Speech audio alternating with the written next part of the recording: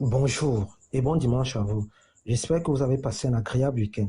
Le thème que nous allons développer ce matin est intitulé Comment faire confiance à Dieu? Comment faire confiance à Dieu? La confiance est le sentiment de sécurité vis-à-vis de quelqu'un ou de quelque chose.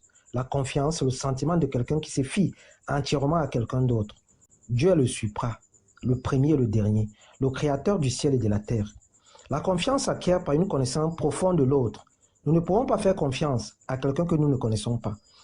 Et dans le cas d'espèce, Dieu se présente à nous comme l'absolu, comme le carrefour. Dieu est notre Père céleste à tous, celui qui nous accorde le souffle de vie, celui qui pourvoit à nos besoins, celui qui nous couvre de ses ailes protectrices face aux dangers, celui qui nous élève et qui restaure nos vies. Avec le Tout-Puissant, le secours est toujours assuré. D'ailleurs, Ésaïe 41 déclare « Je viens à ton secours et je te protège avec ma main puissante et victorieuse. » Avec Dieu, la bénédiction et la réussite s'accomplissent de façon exponentielle, car ses plans sont justes, droits, saints et parfaits. L'Éternel, le Maître de l'univers, fait concourir toutes choses bonnes au bien de ceux qui l'aiment. Les raisons pour lesquelles nous devons faire confiance à Dieu sont énormes, et les garanties d'être toujours comblés par son amour et sa présence dépassent même l'entendement des hommes et des femmes que nous sommes.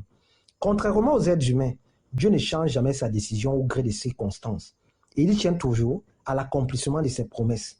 Cependant, Dieu veut que nous apprenions à lui faire confiance, comme un enfant envers son père, comme un enfant envers sa mère, peu importe les tribulations, les déceptions. Dieu aimerait que nos faiblesses soient unies à sa force. Il aimerait que notre ignorance soit unie à sa sagesse et que notre fragilité soit unie à sa puissance. Dieu aimerait que nos pensées soient focalisées sur son amour, sur sa bonté et sur l'atteinte de la perfection à son image. Il aimerait que nous ayons totalement foi en lui, quelle que soit l'épreuve.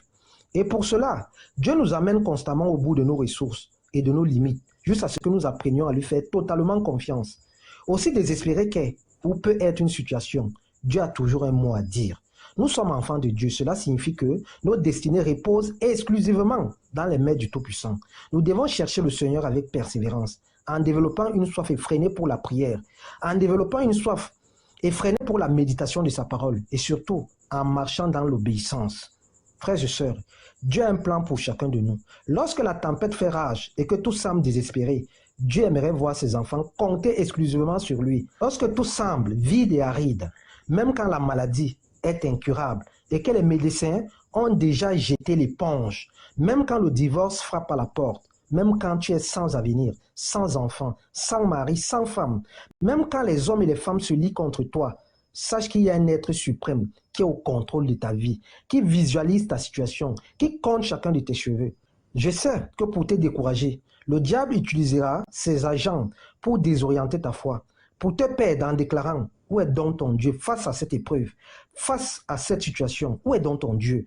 Pourquoi tu souffres tant? » Mais sache ce matin que Dieu est au-dessus de tout. Et avec ce dernier, en quelques secondes, tout peut basculer. D'ailleurs, Ésaïe 45, le verset 7 déclare « Je forme la lumière et je crée les ténèbres.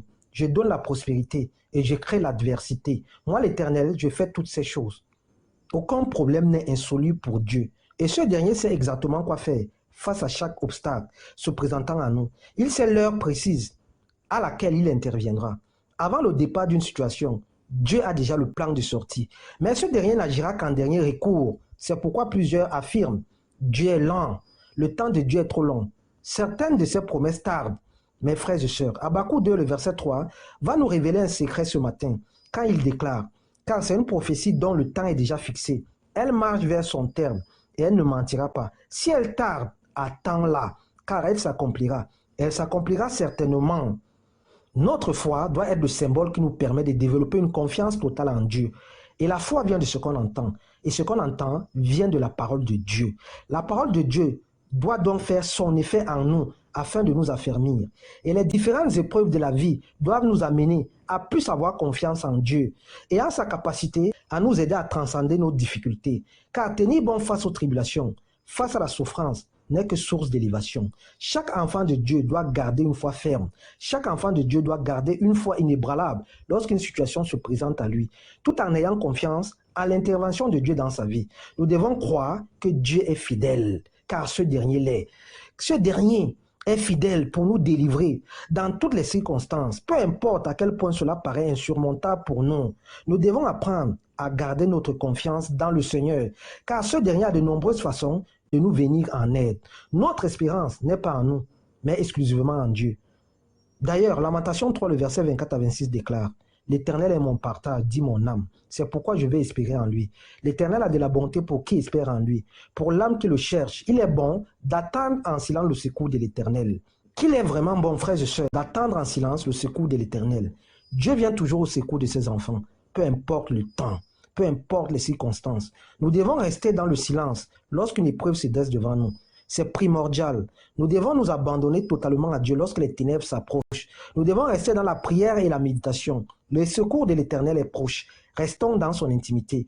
Restons dans sa communion et prions. Louons l'Éternel et méditons sa parole, frères et sœurs. Chaque enfant de Dieu doit connaître et apprécier les œuvres de Dieu dans sa vie et observer l'amour de Dieu dans sa vie. Chaque enfant de Dieu doit apprécier les merveilles de Dieu et reconnaître qu'il est Seigneur et Sauveur.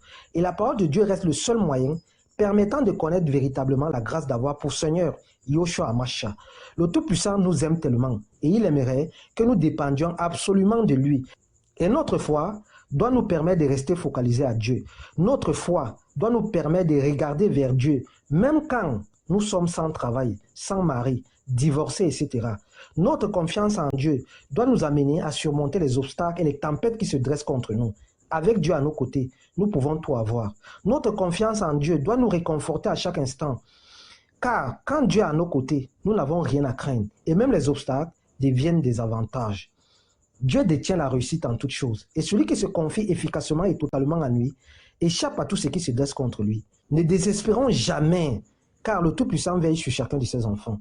Affermissons-nous dans la foi et attendons patiemment le secours de Dieu. Il arrivera, peu importe la situation, peu importe le temps, peu importe les circonstances dans lesquelles nous nous trouvons. Le temps de Dieu est le meilleur. Et Dieu utilise des épreuves pour nous amener à nous rattacher à lui, à nous connecter à lui, pour nous rapprocher de lui, pour que nous lui fassions entièrement confiance. Dieu sait où il nous mène, donc soyons confiants, soyons patients, soyons dans le silence, soyons dans la prière et la méditation. Le temps de Dieu nous entoure déjà. Bon dimanche et bon début de semaine. C'est ce thème qu'on avait à développer ce matin. Merci.